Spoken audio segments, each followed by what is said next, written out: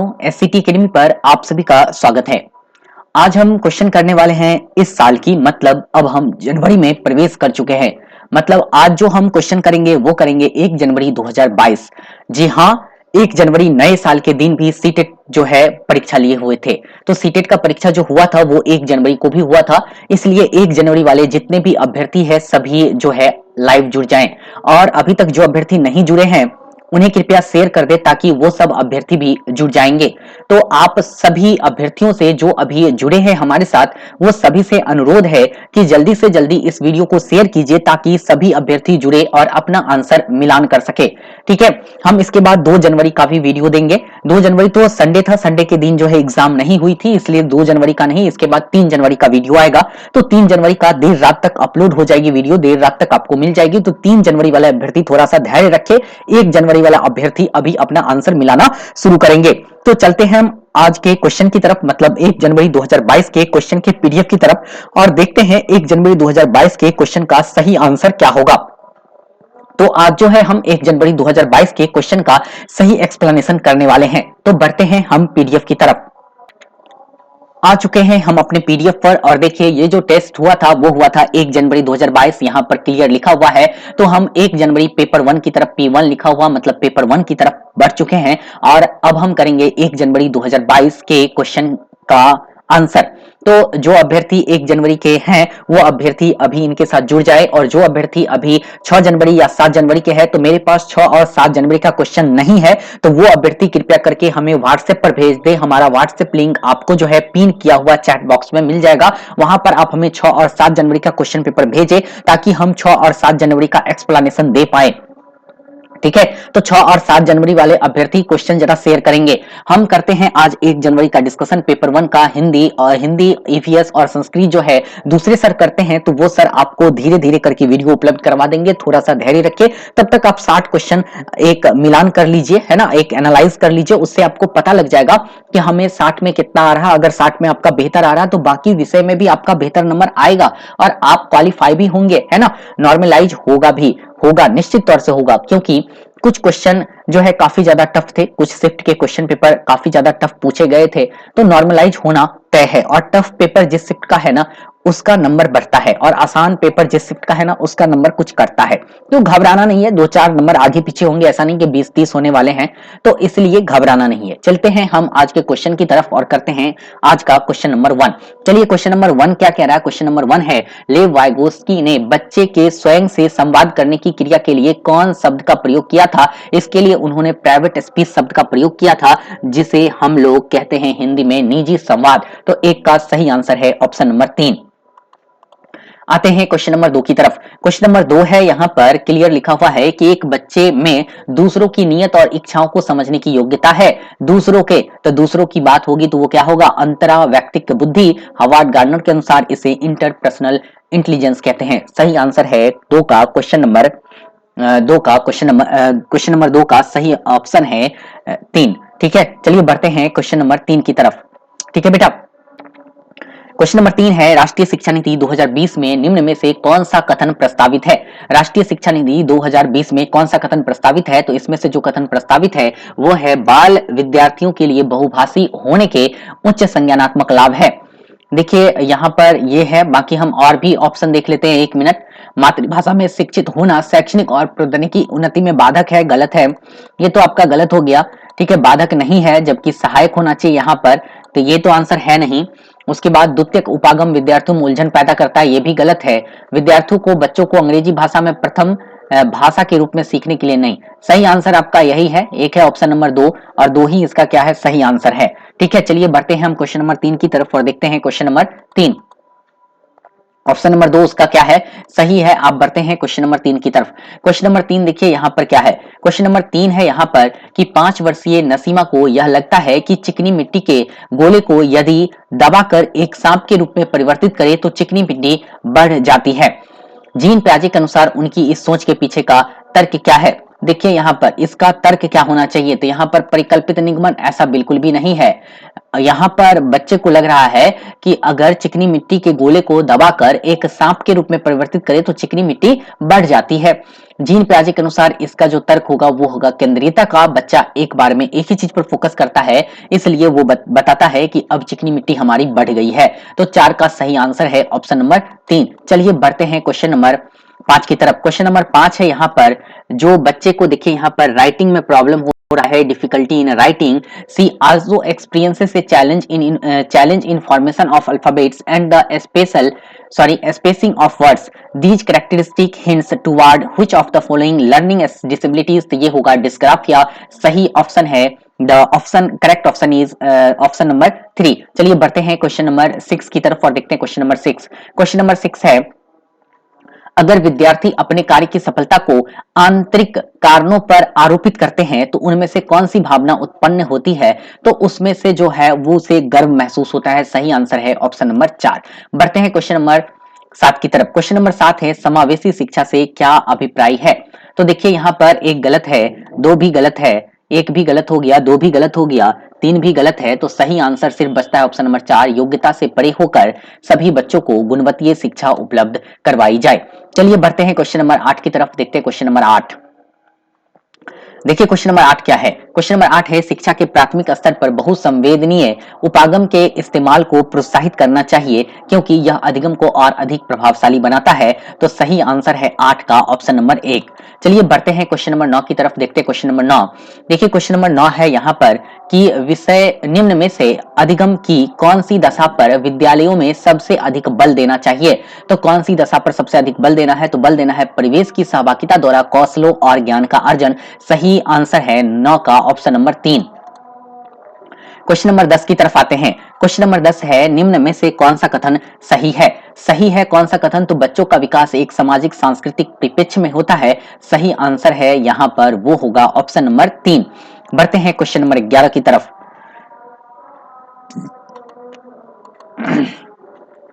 Question number 11 है, एक शिक्षक होने के नाते आप अपने छात्रों को समस्या समाधान क्षमताओं को किस प्रकार सुसाध्य करेंगे?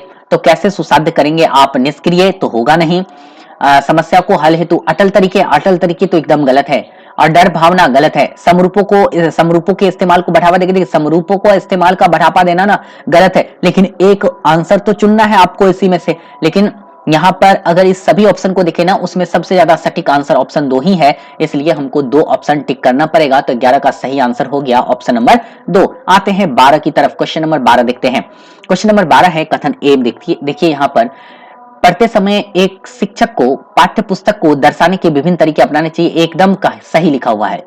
शिक्षक को अधिगमकर्ता के विविध आवश्यकताओं हेतु अपने शिक्षा शास्त्र को उनके अनुकूल बनाने चाहिए, एकदम सही है। ठीक है, दोनों कथन सही है, और कथन जो आर है ना वो एक ही व्याख्या कर रहा है। तो सही आंसर हो गया 2 नंबर, ए और आर दोनों सही है, और आर सही व्याख्या करता है एक ही। चलिए बढ़ते हैं क्वेश्चन नंबर 13 कह रहा है, जीन पियाजे के सिद्धांत में क्रमबद्धता किस संदर्भ में प्रयोग हुआ है? क्रमबद्धता बोल रहा है। देखिए यहाँ पर क्रमबद्धता की बात करें तो वस्तुओं को किसी एक आयाम जैसे लंबाई पर आधारित क्रम देना, यही एकदम सही आंसर है। तो 13 का सही आंसर हो गया ऑप्शन नंबर 3। 14 नंबर क्वेश्चन देखते हैं। क्वेश्चन नंबर 14 है, बच्चे अक्सर विभिन्न संकल्पनाओं के बारे में वैकल्पिक संकल्पनाएं और भ्रांतियां गठित कर लेते हैं। इस संदर्भ में निम्न में से कौन सा कथन सही नहीं है? सही नहीं है बोल रहा है, तो बोल रहा है एक अध्यापिका को बच्चों द्वारा गठित वैकल्पिक संकल्पनाओं और भ्रांतियों को सख्त रूप से हतोत्साहित करना चाहिए। ठीक है, ये बात तो देखिए, सख्त रूप से हतोत्साहित करना तो एकदम गलत है ना, इसलिए ये कथन एकदम सही है। ठीक है, चलिए हम आगे बढ़ते हैं और देखते हैं क्वेश्चन नंबर 15। 14 हो गया क्लियर। चलिए 15 है, निम्न में से क्वेश्चन नंबर 15 कह रहा है यहाँ पर कि निम्न में से कौन सा युग्म सामाजिक संरचनात्मक उपागम के अनुसार छात्रों को पढ़ने को सुसाध्य करता है? छात्रों को पढ़ने को सुसाध्य करता है बोल रहा है यहाँ पर। तो देखिए, सलमा विद्यार्थियों को नए शब्द सिखाने के लिए फ्लैश कार्ड का उपयोग करती है और उनके सही उत्तरों के लिए उन्हें टॉफी देकर पुरस्कृत करती है। हो सकता है ये सही है। ठीक है, परामती विविध प्रकार की पुस्तकें अपने विद्यार्थियों को पढ़ने के लिए देती है। जो विद्यार्थी एक विशेष प्रकार की पुस्तकें पढ़ते हैं उन्हें नियमित रूप से पुस्तक पर परिचर्या करने के लिए कहती है। यह भी कथन सही है। ठीक है, ये ज्यादा सही कथन है। अंतर्रुति नए शब्दों का अर्थ समझने के लिए विभिन्न संबंधित संकेतों का इस्तेमाल पर बल देती है। हाँ, ये भी ठीक है, दो भी ठीक है, तीन भी ठीक है। रेखा अपने विद्यार्थियों को उन शब्दों को 5 बार, देखिए 5 बार लिखने की बात है तो ये गलत है। सही आंसर 2 और 3 ही मिल रहा है। एक में इसलिए गलत है क्योंकि सही उत्तर के लिए उसको क्या मिल रहा है, ट्रॉफी मिल रहा है, पुरस्कार मिल रहा है, तो ज्यादा सही आंसर तो 2 3 है। वैसे 1 2 3 रहता तो हम उसे टिक करते, लेकिन 2 3 है तो 2 3 इसमें है, एक ही ऑप्शन नंबर 2 में, तो सही आंसर है 15 का ऑप्शन नंबर 2। चलिए बढ़ते हैं क्वेश्चन नंबर 16 की तरफ। देखिए क्वेश्चन नंबर 16 कह रहा है विद्यार्थियों के व्यक्तिगत विभिन्नताओं को पूरा करने के लिए एक शिक्षक को क्या करना चाहिए, पूरा करने के लिए व्यक्तिगत विभिन्नताओं को पूरा करने के लिए क्या करना चाहिए। देखिए यहाँ पर मानकीकृत पद्धतियों और आकलन के तरीकों का उपयोग करना चाहिए। रटन आधारित को तो बिल्कुल नहीं करना, ये तो गलत है। विविध साधनों का उपयोग करना चाहिए। सही आंसर है ऑप्शन नंबर 3, शिक्षा शास्त्रीय उपागमों और मूल्यांकन के विविध साधनों का उपयोग करना चाहिए। तो सही आंसर है 16 का ऑप्शन नंबर 3। चलिए बढ़ते हैं क्वेश्चन नंबर 17 की तरफ। क्वेश्चन नंबर 17 है अपनी कक्षा के लिए मूल्यांकन पद्धति तय करने से पहले एक शिक्षक को किन बातों पर विचार करना चाहिए। मेरे अलावा इन परिणामों का उपयोग कौन करेगा, ठीक है। विशिष्ट छात्रों के अधिगम वक्र का पता लगाने का सर्वोत्तम तरीका क्या है, ये तो सही है। कौन सा तरीका अध्यापिका को स्वयं के शिक्षा शास्त्र पर चिंतन में मदद करेगा। कौन सी विधि छात्रों को उच्चतम अंक पाने में मदद करेगा। देखिए अंक वंक से कोई मतलब नहीं होना चाहिए, तो 4 मेरे हिसाब से आंसर नहीं होगा। मेरे हिसाब से आंसर होगा 1 और 2। वैसे तो 3 भी सही आंसर है और अंक पाना उचित नहीं लग रहा है मेरे अनुसार। और एक में है मेरे अलावा इन परिणामों का उपयोग कौन करेगा, इस पर भी विचार नहीं ही करना चाहिए था, लेकिन फिर भी आपको एक आंसर टिक करना है। मेरे हिसाब से इसका आंसर 1 और 2, लेकिन 2 और 3 ज्यादा सही आंसर है और फिर भी 4 देखा जाएगा। वैसे अगर आप इस क्वेश्चन का आंसर टिक करेंगे ना, तो मेरे हिसाब से तब तक के लिए आप 2 टिक कीजिए। वैसे ऑफिशियल आंसर की का इंतजार करना पड़ेगा क्योंकि थोड़ा सा ऑप्शन जो है ना वो कंफ्यूजन वाला है। ये जो आप देख रहे हैं ना स्टेटमेंट, ये कंफ्यूजन वाला है, तो आप 2 लेकर चलिए, 2 ही सही है, ठीक है। क्योंकि यहाँ पर जब आप एक देख रहे हैं ना, एक है मेरे अलावा इन परिणामों का उपयोग कौन करेगा, आप ये सोचकर मूल्यांकन पद्धति तय करते हैं तो फिर आपका ये मूल्यांकन पद्धति सही नहीं होगा, इसलिए एक मेरे हिसाब से गलत होना चाहिए, ठीक है। तो हम बढ़ते हैं 17 छोड़कर 18 नंबर की तरफ। 17 तो हो चुका है, 18 की तरफ। निम्न में से कौन सा सृजनात्मकता का अनिवार्य लक्षण है, तो ये अपसारी चिंतन के अंतर्गत आता है। सही आंसर है 18 का ऑप्शन नंबर 4। क्वेश्चन नंबर 19 देखते हैं। क्वेश्चन नंबर 19 है निम्नलिखित में से कौन सा सार्थक अधिगम को सुसाध्य करेगा। सार्थक अधिगम को सुसाध्य कौन करेगा, समस्या पर विविध तरीकों के विचार के लिए प्रोत्साहित करेंगे, तो सार्थक अधिगम क्या होगा, सुसाध्य होगा। 19 का आंसर हो गया 3। 20 नंबर क्वेश्चन है अनुवांशिक विन्यास के पूर्व निर्धारण रूप से प्रकट होने की प्रक्रिया क्या कहलाती है, तो ये कहलाता है अनुवांशिक विन्यास के पूर्व निर्धारित रूप से प्रकट होने की प्रक्रिया जो है हमारा कहलाता है अनुकूलन। क्या कहलाता है, अनुकूलन। सही आंसर है 19 का ऑप्शन नंबर 4। चलिए बढ़ते हैं, सॉरी 20 का, ये 20 था ना, क्वेश्चन नंबर 20 का सही आंसर है ऑप्शन नंबर 4, ठीक है। बढ़ते हैं क्वेश्चन नंबर 21 की तरफ, ठीक है। Dye's view of learning explain that tangible incentives and rewards motivate students for learning. Humanistic, cognitive, behavioral और सोशियो कल्चर। तो इसका सही आंसर होना चाहिए सोशियो कल्चर, ठीक है, सामाजिक सांस्कृतिक। 21 का सही आंसर होगा ऑप्शन नंबर 4। चलिए बढ़ते हैं क्वेश्चन नंबर 22 की तरफ। सतत एवं समग्र मूल्यांकन का प्राथमिक उद्देश्य क्या है, ठीक है। तो इसमें सही आंसर होना चाहिए छात्रों की समझ को आंकना और पाठ्यक्रम तथा शिक्षा शास्त्र को उनके अनुरूप रूपांतरित करना। तो 22 का सही आंसर है ऑप्शन नंबर 3। चलिए बढ़ते हैं क्वेश्चन नंबर 23 की तरफ। क्वेश्चन नंबर 23 है लॉरेंस कोहलबर्ग के अनुसार 7-8 वर्षीय बच्चों में नैतिक निर्णय लेने का आधार क्या है। अब देखिए 7-8 वर्ष तक का बच्चा है, नैतिक निर्णय लेने का आधार इसका कौन सा होगा, तो मेरे हिसाब से जो सही उत्तर है वह होगा आपका, ये तो होना ही नहीं चाहिए, सामाजिक व्यवस्था बनाए रखना। ये सामाजिक व्यवस्था बनाए रखना और सामाजिक अनुबंध और सार्वभौमिक, मेरे अनुसार से आंसर होगा दंड और आज्ञापालन। सही उत्तर है 23 का ऑप्शन नंबर 4। 24 देखते हैं एक प्रगतिशील कक्षा में निम्न में से कौन सी विशेषता है, तो इसकी विशेषता होनी चाहिए सहयोगितापूर्ण अधिगम। 24 का ऑप्शन 1।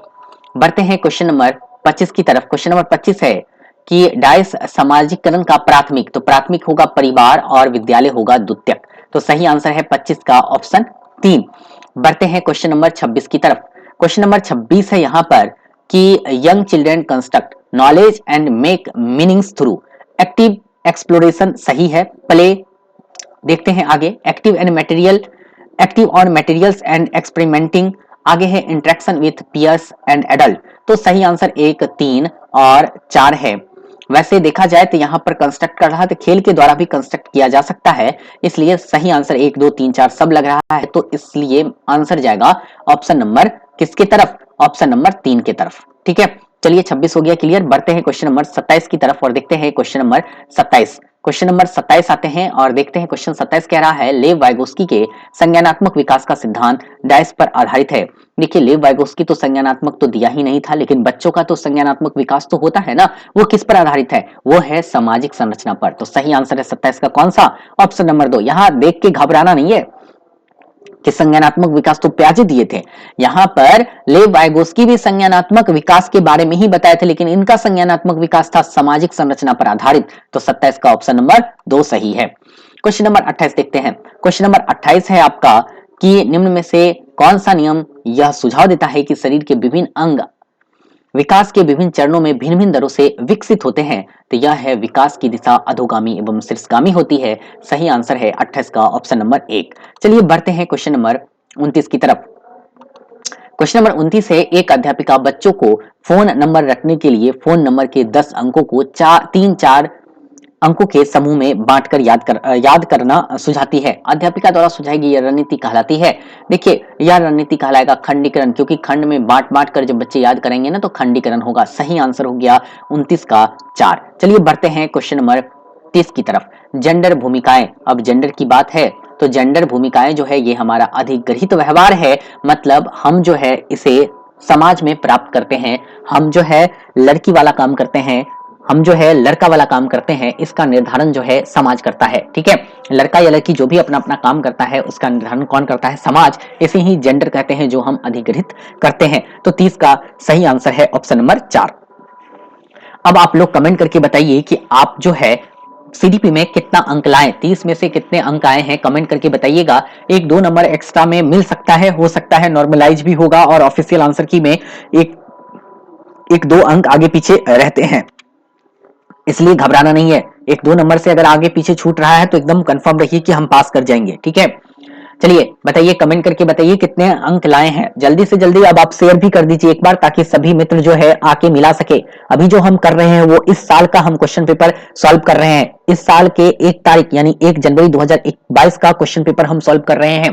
तो 1 जनवरी 2022 का हम सीडीपी कर चुके हैं, उसका हमने अभी आपको 30 क्वेश्चन करवा दिया है। अब हम चलेंगे मैथमेटिक्स की तरफ। ठीक है, तो बढ़ते हैं हम 1 जनवरी 2022 के क्वेश्चन में मैथमेटिक्स की तरफ और आते हैं मैथमेटिक्स का पहला क्वेश्चन और देखते हैं मैथमेटिक्स का पहला क्वेश्चन।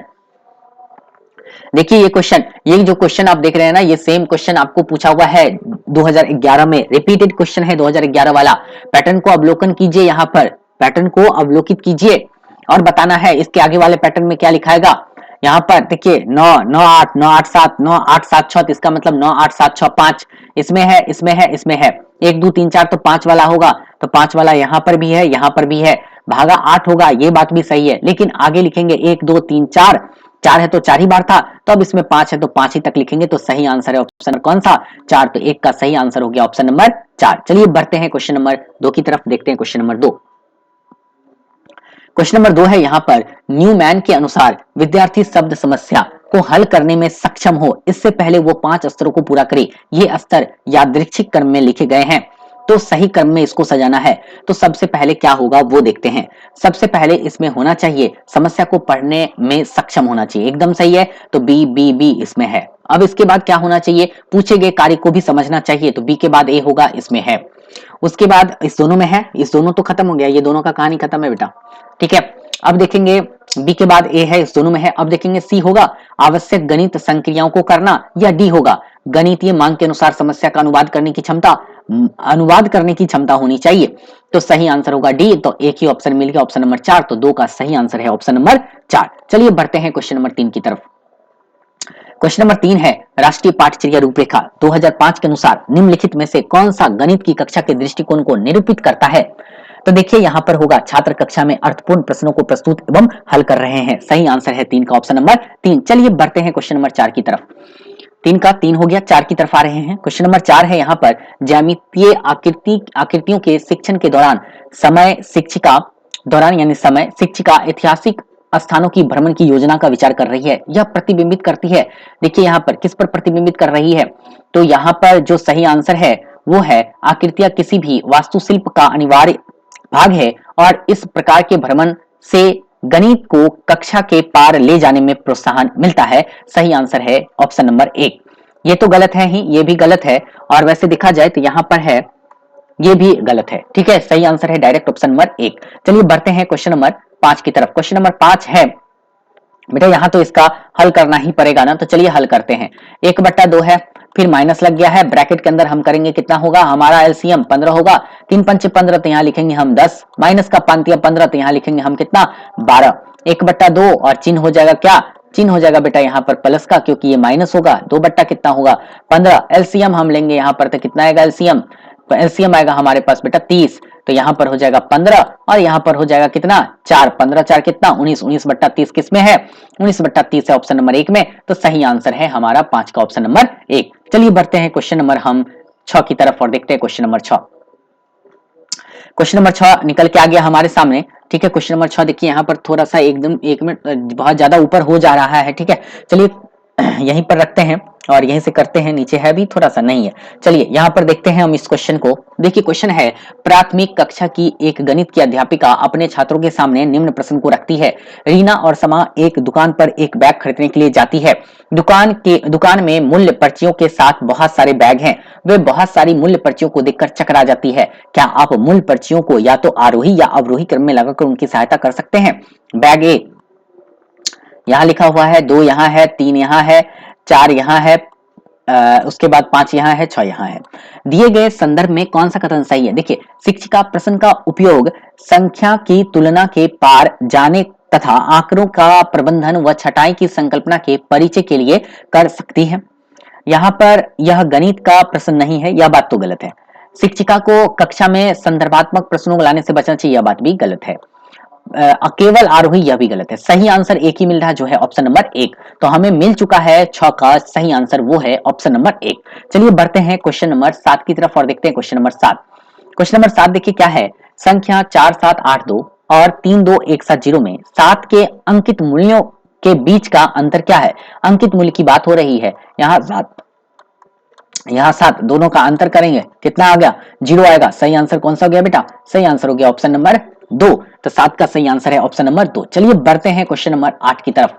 देखिए क्वेश्चन नंबर 8 क्या कह रहा है। क्वेश्चन नंबर 8 कह रहा है यहाँ पर गणित में आकलन के साधक के रूप में उपाख्यात्मक रिकॉर्ड, इसको एनेक्डोटल रिकॉर्ड कहते हैं, के लिए निम्न में से कौन सा कथन सही है। देखिए यहाँ पर कौन सा कथन सही है, तो ये कथन सही है आपको कि दिन प्रतिदिन के आधार पर यह बच्चे की प्रगति को लिखित रूप में समावेशित करता है और अवलोकनात्मक वृत्तांत अभिलेख रिकॉर्ड रखता है। सही आंसर है 8 का ऑप्शन नंबर 2। चलिए बढ़ते हैं क्वेश्चन नंबर 9 की तरफ और देखते हैं क्वेश्चन नंबर 9। क्वेश्चन नंबर 9 देखते हैं। क्वेश्चन नंबर 9 में है जब किसी संख्या को 6 से विभाजित करने के लिए कहा गया तो रानी उस संख्या को 9 से विभाजित किया, उसे भागफल 21 और शेषफल 3 मिला। अपनी गलती का एहसास होने पर उसने संख्या को 6 से विभाजित किया, तब भागफल कितना और शेषफल कितना होगा। चलिए जब 9 से विभाजित करता है तो भागफल कितना आता है 21 और शेषफल कितना आता है 3। देखिए कैसे बनाएंगे, 9 से विभाजित कर रहे हैं, संख्या के बारे में कुछ पता है, कुछ भी नहीं पता है, और भागफल आता है 21 और यहाँ पर शेषफल आता है कितना 3। भाजक गुने भागफल प्लस शेष, तो भाजक गुने भागफल और प्लस का शेष करेंगे तो हमारे पास ये संख्या मिल जाएगी। नहीं मिलेगी तो यहाँ पर जो हमारा आएगा वह आएगा 189 प्लस का 3 जोड़ेंगे 192 आया। जब 192 को हम किससे डिवाइड कर 6 से, तो कितना हो गया हमारे पास जो हुआ, 1 मिनट बेटा, हमारे पास जो हुआ वो हुआ यहाँ पर कितना, देखिए 6 × 18 और 6 × 12, मेरे पास तो 32 और 0 आ गया। तो सही आंसर 32 और 0 किस ऑप्शन में है? वो है ऑप्शन नंबर किसमें? 2 में। तो 9 का सही आंसर है ऑप्शन नंबर 2। चलिए आते हैं क्वेश्चन नंबर 10 की तरफ। क्वेश्चन नंबर 10 है, गणित में भ्रांतियां को दूर कर सकते हैं एक ही तरह के प्रश्नों को बनाकर और उनको कई बार दोहराकर। देखिए यहाँ पर भ्रांतियों को दूर करना है तो बच्चों को उदाहरणों और गैर उदाहरणों में व्यस्त रखना होगा। तो सही आंसर है 10 का ऑप्शन नंबर 2। बढ़ते हैं क्वेश्चन नंबर 11 की तरफ और देखते हैं क्वेश्चन नंबर 11। क्वेश्चन नंबर 11 देखिए क्या है, निम्नलिखित प्रश्नों में से कौन से गणित शिक्षण के उच्च उद्देश्यों के सूचक हैं?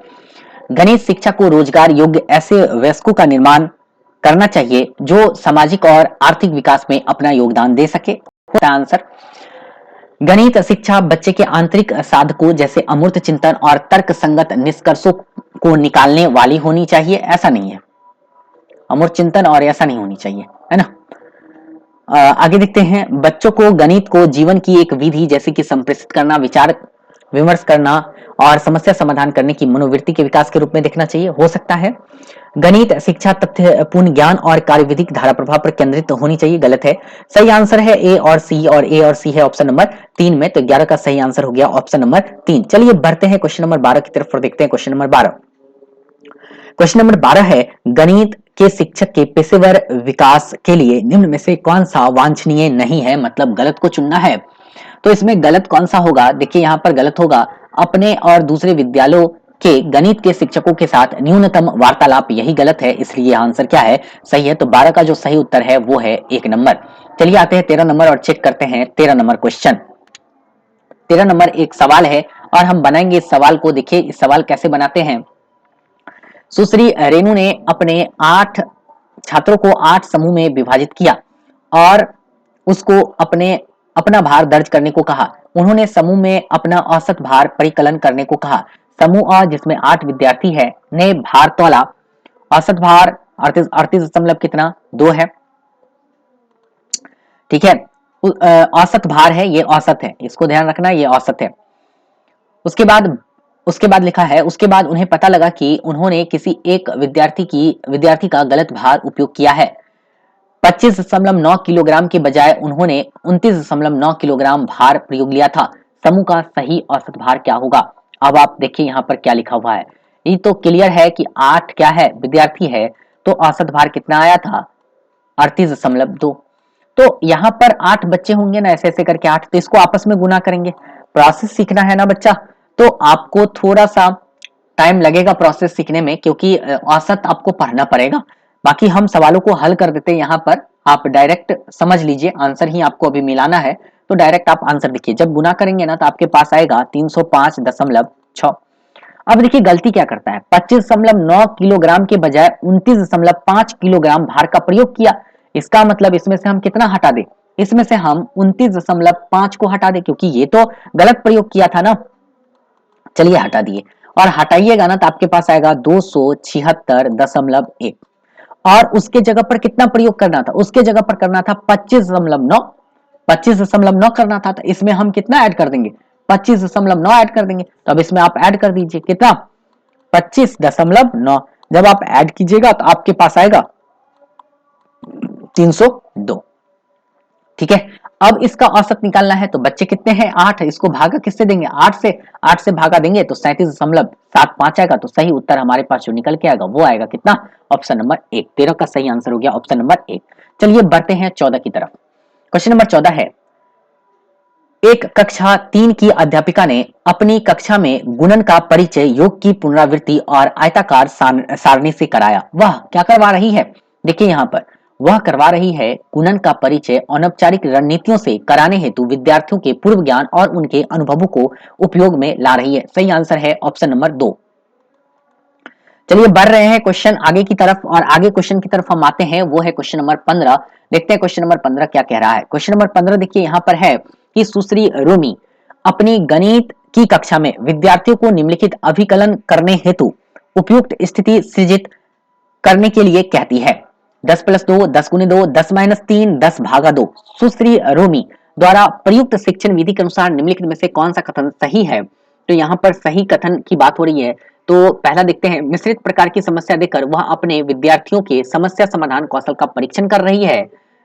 2 है नहीं, ये है नहीं। 4 दिखते हैं, वह विद्यार्थियों की गणितीय कथनों और समस्या समाधान के कौशल के विकास में सहायता करने का प्रयास कर रही है। ज्यादा सटीक आंसर है 4, एक से ज्यादा सही आंसर है 4, इसलिए हमारा जो 15 का सही उत्तर होगा वो होगा ऑप्शन नंबर 4। चलिए बढ़ते हैं अगले क्वेश्चन की तरफ और देखते हैं क्वेश्चन नंबर 16। क्वेश्चन नंबर 16 है, गणित के शिक्षक ने निम्नलिखित 4 प्रश्नों को सामने रखा, इनमें से कौन मुक्त अंत वाला प्रश्न है? मुक्त अंत वाला प्रश्न क्या होगा? जब हमारा जो है एक प्रश्न का एक से अधिक उत्तर होगा, तो यदि दो संख्याओं का योग 17 है तो संख्याएं क्या है? संख्याएं, दो संख्या का योग 17 है तो संख्याएं क्या है? ये एक मुक्त अंत वाला प्रश्न है, इसलिए 16 का सही आंसर हो गया ऑप्शन नंबर 2। बढ़ते हैं 17 की तरफ। क्वेश्चन नंबर 17 देखिए क्या है। क्वेश्चन नंबर जो 17 है वह है, कौन सा कथन सत्य नहीं है? सत्य की बात बोल रहा है यहाँ पर। देखिए यहाँ पर पहला a plus B plus C, A plus B plus C, ये कथन तो सत्य होगा ही होगा। दूसरा कथन भी सत्य है, तीसरा कथन भी सत्य है, लेकिन चौथा कथन कभी भी सत्य नहीं हो सकता है। 17 का सही आंसर है 4। ठीक है, 4 क्या है? सही उत्तर है। चलिए बढ़ते हैं आगे। घटाओं में जो है आपका क्रम विनिमय नियम नहीं लागू होता है और भाग में भी। चलिए क्वेश्चन नंबर 18 देखते हैं। क्वेश्चन नंबर 18 है, एक मिनट, निम्न में से कौन से प्राथमिक कक्षाओं में आकृतियां पढ़ाने का उद्देश्य है या है? दृश्यीकरण कौशल को विकसित करना एकदम होगा ही होगा। ज्यामितीय आकृतियों के नामों का स्मरण, ये तो बेटा नहीं होने वाला है ना, 2 नहीं होने वाला है। दिक स्थान संबंधित तर्क कौशल में वृद्धि एकदम सही है, तो ए के साथ सी का कॉम्बिनेशन है वो है ऑप्शन नंबर 3 में, तो 18 का सही उत्तर है ऑप्शन नंबर 3। चलिए बढ़ते हैं क्वेश्चन नंबर 19 की तरफ। क्वेश्चन नंबर 19 है, निम्न में से कौन सा तुल्य भिन्न का जोड़ा है? तुल्य मतलब दोनों भिन्न आपस में बराबर होंगे, तो दोनों भिन्न आपस में बराबर होंगे तो इसके लिए आपको क्या करना पड़ेगा पता है? इसके लिए आपको पॉइंट में कन्वर्ट करना पड़ेगा, तो हम इसको करते हैं तो ये होगा आपका 0.4 दूना कितना 8, 4 पंचे 20। यहां पर हम 0 देंगे, तुल्य भिन्न बता रहा, जो दोनों बराबर होना चाहिए, दोनों बराबर होना चाहिए। यहां पर पॉइंट में अगर कन्वर्ट करेंगे, देखिए यहां पर तो ये भी तुल्य भिन्न है नहीं, है ना। यहां पर अगर करेंगे, क्या यह तुल्य भिन्न है? यहां पर देखिए करके, क्या यह तुल्य भिन्न है? मेरे अनुसार से तो यह भी तुल्य भिन्न नहीं है, यहां तो नहीं आ रहा है, ये आ रहा है 3/4 और 3/7। क्या यह तुल्य भिन्न होगा? 3/4 और 3/7 ये भी नहीं होगा मेरे हिसाब से तुल्य भिन्न, और ये तुल्य भिन्न होगा मेरे हिसाब से, यह भी तुल्य भिन्न नहीं होना चाहिए। ठीक है, यह भी तुल्य भिन्न नहीं है, लेकिन आपको एक आंसर तो टिक करना है ना कि इनमें से कौन सा एक तुल्य भिन्न है। देखो बेटा, अगर हम यहां देखें ना तो मेरे हिसाब से कोई तुल्य भिन्न आ ही नहीं रहा है ना, कोई तुल्य भिन्न है कहां? कोई नहीं है। इसका मतलब ये सवाल गलत है। यहां पर भी आप करते हैं तो आ ही नहीं रहा है, यहां पर भी आपका ये तो कुछ अलग ही है, तुल्य भिन्न है ही नहीं। यहां पर भी तुल्य भिन्न है नहीं, है ना, ये भी तुल्य भिन्न नहीं है, ये भी नहीं है। ये मेरे हिसाब से ये गलत है। ठीक है, इसका जो है बोनस अंक मिलेगा, हम इसको घेर देते हैं। क्वेश्चन नंबर 19 का ऑप्शन कोई है नहीं। तुल्य भिन्न मतलब दोनों भिन्न बराबर होना चाहिए, दोनों को पॉइंट में कन्वर्ट करने के बाद एक ही आना चाहिए। ठीक है, आगे बढ़ते हैं क्वेश्चन नंबर 20 की तरफ। ठीक है, इसको बोनस लेकर चलो। 20 की तरफ आते हैं। सीखा, एक ईंट भट्टा पर ईंट खरीदने गए। ठीक है, चलो ईंट भट्टा पर कहां गई? ईंट खरीदने। ईंटों का मूल्य 2500 प्रति 1000 ईंट था। 1000 ईंट का दाम है 2500। अगर उसके पास केवल 4000 रुपए हैं तो वह कितनी ईंटें खरीद सकता है? देखिए यहां 2.5 रुपया एक ईंट का दाम हुआ। एक ईंट का दाम कितना? 2.5 रुपया, और 4000 उसके पास क्या है? रुपया है। तो अगर हम यहां से दशमलव हटाएं, यहां एक जीरो होगा, और अगर हम 4000 को 40,000 कर दिए ना, दशमलव हटाएं तो, और इसको जब हम भाग देंगे किससे? 25 से, तो निकल के आएगा कितना? 1600। नहीं आएगा 1600, तो बस 1600 ही ईंट खरीद पाएगा ना। देखो 1600 को 2.5 से गुना कर दो, है ना। 1600 को जैसे ही 2.5 से गुना करेंगे, 4000 रुपया उसका खत्म हो गया, तो ईंट कितना खरीद पाएगा? वो खरीद पाएगा बेटा 1600। सही आंसर है ऑप्शन नंबर 3। चलिए बढ़ते हैं क्वेश्चन नंबर 21 की तरफ। देखते हैं क्वेश्चन नंबर 21, निम्नलिखित में से कौन सा पूर्ण धन नहीं है? पूर्ण धन की बात हो रही है तो ये पूर्ण धन संख्या नहीं होगी, तो 21 का सही आंसर है ऑप्शन नंबर 1। बाकी सब पूर्ण धन है बेटा, सब होगा पूर्ण धन। ठीक है, चलिए बढ़ते हैं क्वेश्चन नंबर 22 की तरफ। क्वेश्चन नंबर 22 है, एक बच्ची गेंदों की गणना एक एक गेंद करके उंगली रखकर और क्रम से उस संख्या का नाम बोलते हुए कर रही है। उसने कुछ गेंदों की 2 बार गणना की। इस बच्ची के पूर्व संख्या किस अवधारणा को अभी और मजबूत करना है। देखिए इसका जो है क्या करना है, उसको करना है एकेकी संगति को, एक से एक संगतता को। सही आंसर होगा 22 का ऑप्शन नंबर 4। चलिए बढ़ते हैं क्वेश्चन नंबर 23 की तरफ। क्वेश्चन नंबर 23 है, मिनी ने अपने शिक्षिका को कहा, मैं एक आयत बनाया जिसकी सभी भुजाएं 4 सेमी है। ठीक है, सभी आयत वर्ग होते हैं, सभी आयत वर्ग होते हैं? बिल्कुल नहीं, सभी वर्ग आयत होंगे लेकिन सभी आयत वर्ग नहीं होंगे। एक वर्ग और एक आयत में कोई संबंध नहीं है, ये बात तो क्या है, गलत है। सभी वर्ग आयत होते हैं, एकदम सही आंसर है ये। मैंने एक आयत बनाया जिसकी सभी भुजाएं 4, सभी वर्ग क्या है, आयत है, तो सही आंसर है 23 का ऑप्शन नंबर 3। चलिए बढ़ते हैं क्वेश्चन नंबर 24 की तरफ। क्वेश्चन नंबर 24 है बेटा, यहाँ पर वो है, प्रियांशु के पास 10 और 20 रुपए के क्या है, नोट है। प्रियांशु के पास 10 और 20 रुपए के नोट है, वह 50 बनाने के लिए 20 रुपए के 2 नोट और 10 रुपए का एक नोट का उपयोग करती है। ठीक है, यदि राशि बनाने के लिए अन्य तरीके और हो सकते हैं, यदि हमें दोनों ही नोटों का प्रयोग करना हो तो आप नोटों को दिक् स्थान व्यवस्था को उपेक्षित कर सकते हैं। देखिए यहां पर 10 और 20 रुपए के नोट है, वह 50 बनाने के लिए 20 के 2 नोट और 10 का एक नोट का उपयोग करती है। यदि राशि बनाने के लिए अन्य तरीका और हो तो और क्या क्या तरीका हो सकता है, जबकि दोनों नोट का उपयोग करना है तो और तरीका यह हो सकता है, तो एक नोट 20 का हो गया और 20 का नोट हो गया और 3 नोट किसका दे दे, 10 का दे देते हैं। नहीं दे दिए तो 50 तो हो गया, एक तरीका तो और हो गया। और बताइए और कोई तरीका है, और तो कोई तरीका नहीं है, इसलिए एक तरीका और है, तो सही आंसर है ऑप्शन नंबर 2। तो 2 इसमें कौन सा है, वो है 2 नंबर ऑप्शन में 1 लिखा है, तो सही आंसर है ऑप्शन नंबर 2 1। ठीक है, चलिए आगे बढ़ते हैं क्वेश्चन नंबर 25 की तरफ। देखते हैं क्वेश्चन नंबर 25। क्वेश्चन नंबर 25 देखिए, दृष्टिबाधित विद्यार्थियों के लिए निम्नलिखित में से किसका प्रयोग गणित शिक्षण के साधनों के रूप में किया जा सकता है। जियो बोर्ड, सही है, जियोजेब्रा एक तरह का सॉफ्टवेयर है ये। ठीक है, गिनतारा, हाँ एकदम सही है। और ग्राफिक कैलकुलेटर नहीं जरूरी है, ये 2 चाहिए, एक ए चाहिए और एक सी भी चाहिए, तो दोनों सही आंसर है ए और सी, वो है ऑप्शन नंबर 2 में। तो 25 का जो सही उत्तर है वो है ऑप्शन नंबर 2। ठीक है, चलिए बढ़ते हैं क्वेश्चन नंबर 26 की तरफ। देखते हैं क्वेश्चन नंबर 26। क्वेश्चन नंबर 26 है, बनाने वाला क्वेश्चन है यहाँ पर, रागिनी दोपहर के 2 बजे स्टेशन पहुंचती है, उसे अलीगढ़ के लिए रेलगाड़ी लेनी है। 4 रेलगाड़ियां हैं, एक ए है, एक बी है, ठीक है, एक सी रेलगाड़ी है, एक डी रेलगाड़ी है, कि छूटने का समय दिया है, यहाँ पर लिखा हुआ है, सब ट्रेन का छूटने का टाइम है, उसे कौन सी रेलगाड़ी लेनी चाहिए ताकि उसे कम से कम समय इंतजार करना पड़े। देखिए यहाँ पर 2 बजे स्टेशन पहुंचती है, पहला रेलगाड़ी कौन सा लेगा ताकि उसको जो है, ठीक है, कम समय रुकना पड़ेगा। तो 2 दोपहर का पहुंच रहा है, दोपहर का 2 का क्या मतलब हुआ, 14 बजे पहुंच रहा है, तो सबसे पहले गाड़ी इसका कौन सा खुलेगा, 17 नंबर वाला गाड़ी सबसे पहले खुलेगा, और ये कौन सा है, रेलगाड़ी ए है, तो रेलगाड़ी ए होगा सही आंसर। तो सही आंसर हो गया 26 का ऑप्शन नंबर 3। चलिए बढ़ते हैं क्वेश्चन नंबर 27 की तरफ। क्वेश्चन नंबर 27 देखते हैं। क्वेश्चन नंबर 27 है, एक स्कूल में 96 शिक्षिकाओं में 3/8 शिक्षिकाएं उच्च स्कूली कक्षाओं में पढ़ाती है। चलिए यहां से 96 में 3/8 पढ़ा रही है, काट के बनाते चलते हैं, 8 इकाई 8 8 दूना 16, कितना पढ़ाती है, 36 हो गया।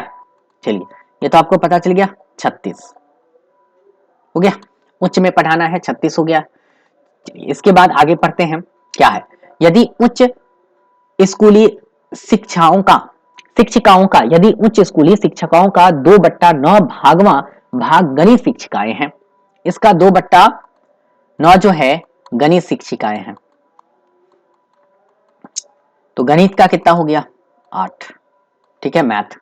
चलिए तो वह उच्च स्कूली शिक्षिकाएं जो गणित नहीं पढ़ाती है, तो 8 घटा देंगे ना 36 से, नहीं घटाएंगे, तो 36 में से 8 चले गया तो हमारे पास कितना आंसर आएगा, बताइए। 8 चले गया तो हमारे पास जो आंसर आएगा वो आएगा सिर्फ 28 ही ना, तो सही आंसर कौन सा होगा 27 का, वो होगा ऑप्शन नंबर 4, नहीं होगा।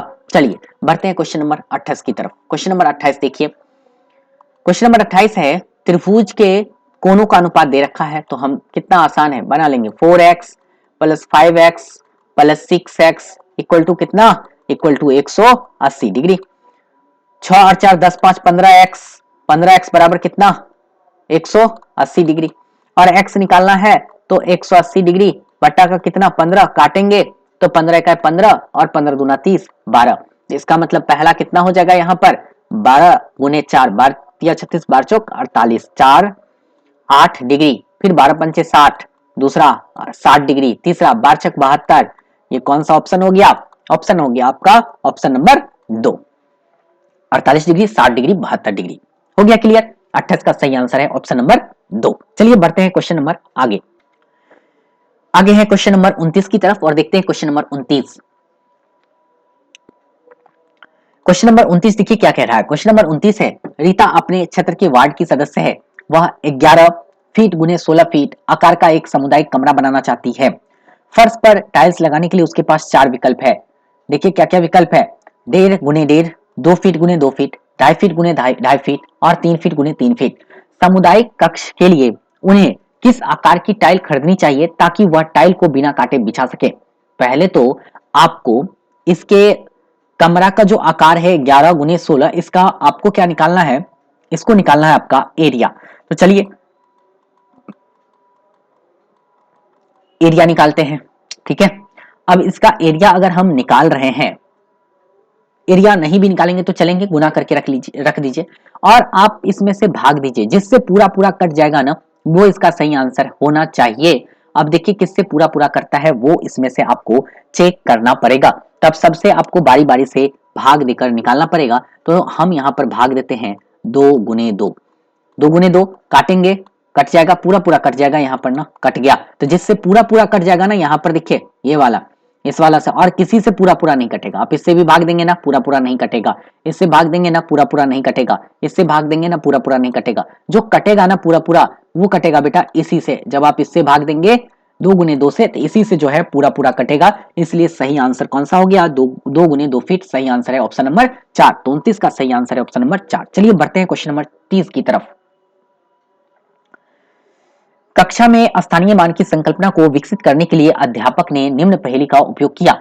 मैं 5 दहाई और 4 इकाई से छोटा हूं। मैं 5 दहाई और 4 इकाई से छोटा हूं। इस पहेली का उद्देश्य क्या है? देखिए आधार, इसका पहेली का उद्देश्य होना चाहिए आधार 10 यानी बेस 10 और स्थानीय मान की संकल्पना को प्रबलित करना। सही आंसर है ऑप्शन नंबर 2। ठीक है, तो इस तरह से हमने जो है यहाँ पर 30 क्वेश्चन कर लिया। अब आप हमें बताएंगे कि गणित में 30 में से आप कितने अंक प्राप्त किए, जल्दी से कमेंट करके हमें बताएंगे। और अगर वीडियो अच्छा लगा है तो वीडियो को लाइक जरूर कीजिएगा। ये 1 जनवरी 2022 का डिस्कशन था। अब हम लोग 2 जनवरी तो संडे है, 3 जनवरी का डिस्कशन भी देर रात तक उपलब्ध करवा देंगे। उम्मीद करते हैं आपको यह वीडियो काफी अच्छा लगा होगा। ठीक है, फिर हम आपको मिलते हैं अगले वीडियो में। ठीक है बेटा, ठीक है ना? चलिए एकदम पॉजिटिव रहिए, ठीक है, खुश रहिए, बिल्कुल निराश नहीं होना है। जिन बच्चों का कम नंबर आया है वो भी हताश निराश नहीं होइए। पुनः फरवरी में आएगी सीटेट, पुनः आएगी, इसलिए घबराइए मत, है ना? अभी वैकेंसी आ नहीं रही है, वैकेंसी भी जून जुलाई से पहले आने वाली नहीं है। तो आराम से सीटेट जून वाला निकालिए और केवीएस एनवीएस ये सब की तैयारी कीजिए। ठीक है, वहां ज्यादा अच्छा रहेगा। चलिए तो हम इस वीडियो को यहीं पर खत्म करते हैं। ठीक है, फिर जो है अगले वीडियो में जल्द ही रूबरू होते हैं। तब तक के लिए आप सभी का बहुत बहुत धन्यवाद। जय हिंद।